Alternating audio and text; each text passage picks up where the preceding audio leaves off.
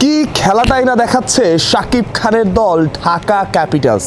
শাকিব খান নিজেই বড় নাম। বিপিএলে এবি ডিভিলিয়ার্স ও তেম্বা বাবুমাকে 14 কোটি টাকায় দলে নিল শাকিব খানের ঢাকা ক্যাপিটালস। বাংলাদেশ প্রিমিয়ার লিগে শুরু হয়েছে নতুন তারকা যুদ্ধ, আর সেই যুদ্ধের শুরুতেই ডাবল চমক দেখালো শাকিব খানের দল ঢাকা ক্যাপিটালস।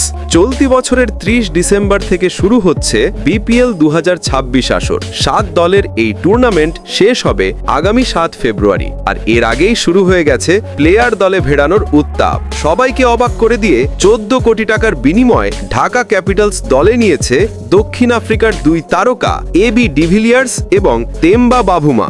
এই ঘোষণা এসেছে ঢাকা ক্যাপিটালসের ভেরিফাইড ফেসবুক আইডি থেকে। সেখানে জানানো হয়েছে 2 প্রোটিয়া তারকার সাথেই সম্পন্ন হয়েছে ডিরেক্ট সাইনিং, অর্থাৎ এবি ডিভিলিয়ার্স ও তেম্বা বাভুমা দুজনেই নিশ্চিতভাবেই আসছেন বিপিএল 2026 মাঠে নামতে। ক্রিকেট দুনিয়ায় এবি ডিভিলিয়ার্স মানেই মিস্টার 360 ডিগ্রি, যে কোনো দিকেই বল পাঠানোর ক্ষমতা, আর তার সঙ্গে তেম্বা বাভুমার নেতৃত্ব ও স্থিরতা ঢাকা ক্যাপিটালসকে করে তুলতে পারে অপ্রতিরোধ্য এক দল।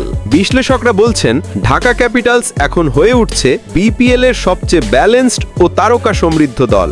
একদিকে সাকিবের নেতৃত্ব, অন্যদিকে এবি ডিভিলিয়ার্সের ব্যাটিং ম্যাজিক আর বাভুমার কৌশল, এ যেন এক ড্রিম টিম কম্বিনেশন।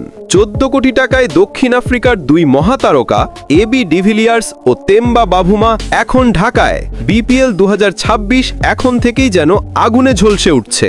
শাকিব খানের ঢাকা ক্যাপিটালস প্রস্তুত মাঠ কাঁপাতে।